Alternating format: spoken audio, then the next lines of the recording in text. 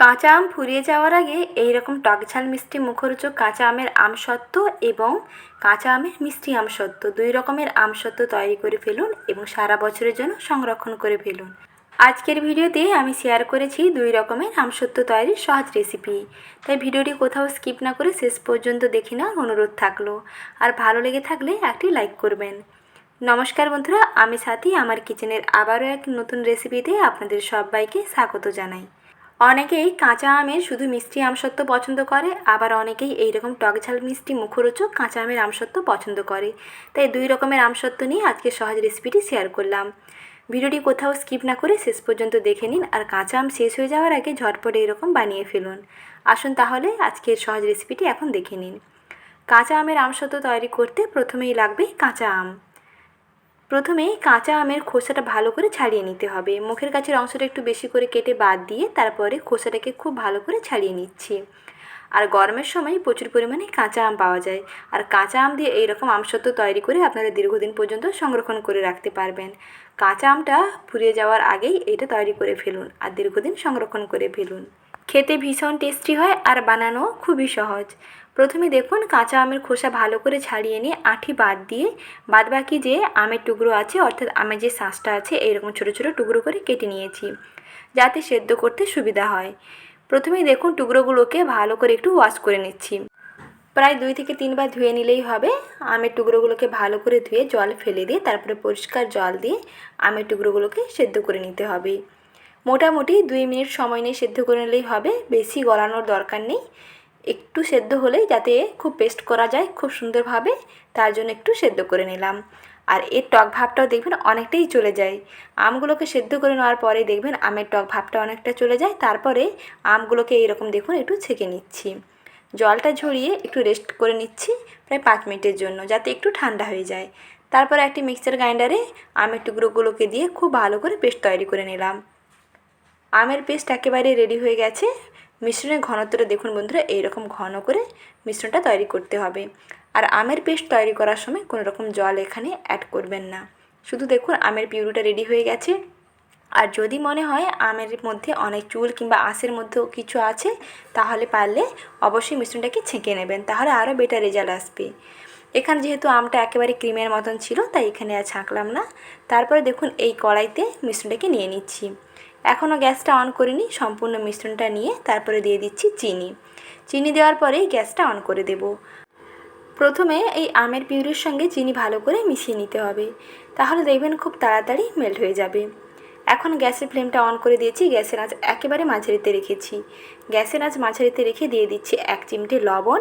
তারপরে এই মিশ্রণটাকে বেশ খানিকক্ষণ এরকম নাড়তে হবে। বেশ চটচটে হয়ে আসবে দেখবেন, আর কালারটাও চেঞ্জ হতে শুরু করবে, বেশ ট্রান্সপারেন্ট হবে। তার জন্য দিয়ে দিচ্ছি অল্প একটু সাদা তেল, একেবারে সামান্য 1 চা চামচের 3 ভাগের 1 ভাগ দিলেই হবে। তারপরে কন্টিনিউয়াস এইরকম নাড়তে হবে। এই তেলটা দেওয়ার কারণে এই আমসত্ত্বটা এতটা শাইনি হয়, চকচকে হয়, তার জন্য তেলটা দিলাম। আপনারাও আমসত্ত্ব তৈরি করলে আমসত্ত্বটা এরকম শাইনি এবং চকচকে আনার জন্য অল্প সামান্য 2 থেকে 3 ফোঁটা তেল অ্যাড করবেন, দেখবেন আমসত্ত্ব খুবই শাইনি হবে, একেবারে ট্রান্সপারেন্ট স্বচ্ছ কাঁচের মতন হবে।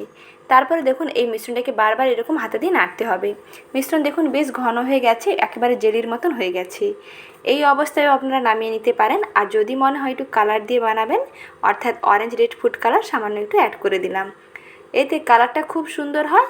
আর টেস্টের কিন্তু কোনো একটা পার্থক্য হবে না, কারণ শুধু কালারটাই সুন্দর হবে। যদি না থাকে স্কিপ করতে পারেন, বাদবাকি যেইভাবে বানাচ্ছি এইরকম করে বানিয়ে নেবেন, তাতে কালারটা না হলেও চলবে। এখন দেখুন মিশ্রণ একেবারে রেডি হয়ে গেছে। এখন এই গরম অবস্থায় থালার মধ্যে নামিয়ে নেব। আর তার আগে থালাতে এরকম ভালো করে সরষে তেল মেখে নিতে হবে, তাহলে আমসত্ত্ব দেখবেন থালা থেকে সম্পূর্ণটা ছেড়ে আসবে। আর তেলটা না মাখালে কিন্তু আমসত্ত্ব থালার গায়ে একেবারে আটকে যেতে পারে। আমসত্ত্ব শুকনো হয়ে যাওয়ার পরে আর থালা থেকে ছেড়ে আসবে না, তার জন্য অবশ্যই এইরকম 1 থেকে 2 চামচ তেল দিয়ে ভালো করে থালাতে মাখিয়ে নেবেন। তারপরে চড়া রোদের মধ্যে রেখে দিতে হবে সারাদিনের জন্য। প্রায় 1 থেকে 1.5 দিন সময় লাগবে আমসত্ত্ব তৈরি হতে। প্রায় 1 দিন পরেই দেখুন আমসত্ত্বটা কত সুন্দরভাবে পারফেক্টলি হয়ে গেছে। একেবারে দেখুন ট্রান্সপারেন্টও হয়েছে আর বেশ শাইনি চকচকে হয়েছে। দেখেই জিভে জল চলে আসবে। এইভাবে আপনারা তৈরি করে ফেলতে পারেন দারুণ স্বাদের কাঁচা আমের আমসত্ত্ব। কাঁচা আম শেষ হয়ে যাওয়ার আগে ঝটপট তৈরি করে ফেলুন এইরকম লোভনীয় কাঁচা আমের আমসত্ত্ব। আর আজকের রেসিপিটি ভালো লেগে থাকলে ভিডিওটিতে প্লিজ লাইক করবেন। এর পরবর্তী রেসিপি কাঁচা আমের টকঝাল মিষ্টি মুখরোচক চটপটা আমসত্ত্ব। অনেকে এইরকম গ্রিন কালারের চটপটা মুখরোচক কাঁচা আমের আমসত্ত্ব পছন্দ করে, তো তাদের জন্য রেসিপিটি শেয়ার করলাম। খুব সহজেই তৈরি করে নেওয়া যায়, পদ্ধতিগুলো সম্পূর্ণ একই থাকবে, শুধু কালারটা অ্যাড হবে আর শেষে অল্প কিছু উপকরণ দিতে হবে।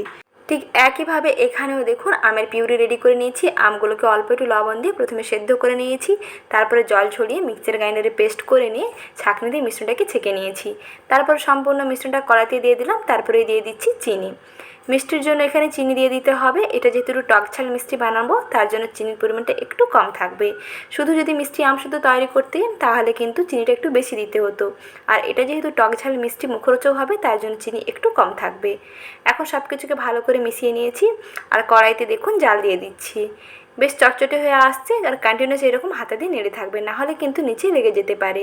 একটু হাতের মধ্যে নিয়ে দেখে নেবেন বেশ চটচটে হয়ে গেছে, তাহলে বুঝতে পারবেন একেবারে ঠিকঠাক আছে। এখন এখানেও দেখুন সামান্য অল্প একটু তেল অ্যাড করলাম আর দিলাম অল্প একটু গ্রিন ফুড কালার। এতে কালারটা একেবারে সম্পূর্ণ চেঞ্জ হয়ে যায়। দেখুন এক চিমটে সবুজ কালার দেওয়ার পরে দেখুন কালারটা কত সুন্দর চেঞ্জ হয়ে গেছে। এবারে দেখে মনে হচ্ছে যে কাঁচা আমের আমসত্ত্ব। দেখতে যেমন সুন্দর হয় তেমনি খেতেও দুর্দান্ত লাগে। এটাকে আরও একটু দেখতে সুন্দর করে নেওয়ার জন্য এর মধ্যে দিয়ে দিচ্ছি অল্প একটু রেড চিলি ফ্লেক্স। এতে দেখবেন দেখতে সুন্দর লাগবে। এখন দেখুন মিশ্রণটা একেবারে জেলি জেলি হয়ে গেছে আর কড়াই থেকে দেখুন মিশ্রণটা সম্পূর্ণ ছেড়ে আসছে। মিশ্রণ একেবারে রেডি। এখন গ্যাসের আঁচ বন্ধ করে দিচ্ছি। এখন এই গরম অবস্থায় মিশ্রণটাকে থালার মধ্যে নামিয়ে নিতে হবে। ঠিক একইভাবে আবারও থালাতে অল্প করে তেল ব্রাশ করে নিলাম, তারপরে গরম অবস্থায় মিশ্রণ থালার মধ্যে নামিয়ে নেবেন।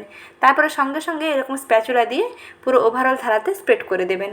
আর এটা গরম অবস্থায় করবেন, নাহলে যত ঠান্ডা হয়ে যাবে এটা কিন্তু সঙ্গে সঙ্গে জমাট হতে শুরু করবে। ভালো করে থালাতে স্প্রেড করতেই পারবেন না, থালাতে এরকম মেলাতেই পারবেন না, তার আগে দেখবেন জমাট হয়ে যাবে। তার জন্য গরম অবস্থাতেই নামিয়ে সঙ্গে সঙ্গে স্প্যাচুলা দিয়ে এইরকম টেনে দেবেন, তাহলে দেখবেন ওভারঅল থালাতে সম্পূর্ণ গোল হয়ে ছড়িয়ে যাবে। তারপরে এটা চড়া রোদের মধ্যে রেখে দিয়েছিলাম সারাদিনের জন্য। পরের দিন দেখুন ঠিক আমসত্ত্ব একইভাবে রেডি হয়ে গেছে। প্রথমে এইরকম একটা ছুরি দিয়ে সাইডগুলোকে ছাড়িয়ে নেবেন, তাহলে আমসত্ত্ব তুলতে খুবই সুবিধা হয়। প্রথমে সাইডগুলোকে খুব ভালো করে ছাড়িয়ে নেবেন, তারপরে এইভাবে লম্বা লম্বা করে একটু কেটে নিচ্ছি। দেখুন বন্ধুরা দেখতে কতটা সুন্দর হয়েছে। দেখুন দেখতে যেমন সুন্দর হয়েছে তেমনি খেতেও দুর্দান্ত হয়, আর বানানো দেখুন কতটাই সহজ হয়। আজকের এই সহজ রেসিপিতে আমি দুটো আমসত্ত্ব রেসিপি শেয়ার করলাম। কাঁচা আম দিয়ে দুই ধরনের আমসত্ত্ব, একেবারে মিষ্টি আমসত্ত্ব আর একটা হচ্ছে টকঝাল মিষ্টি মুখরোচক আমসত্ত্ব। কোন আমসত্ত্ব রেসিপিটি বেশি ভালো লাগলো আর কোন আমসত্ত্বটা আপনাদের খেতে বেশি ভালো লাগে অবশ্যই কমেন্ট সেকশানে পারলে জানাবেন। আর আপনারাও বাড়িতে এইভাবে একবার ট্রাই করে ফেলুন, দেখবেন দারুণ হবে। একবার বানিয়ে আপনারা দীর্ঘদিন পর্যন্ত সংরক্ষণ করে রাখতে পারবেন। তাহলে আজ এখানেই বিদায় নিচ্ছি, আবারও শীঘ্রই হাজির হব নতুন রেসিপি নিয়ে। পরবর্তী রেসিপি দেখার আমন্ত্রণ থাকলো। ভালো থাকবেন, সুস্থ থাকবেন, ধন্যবাদ।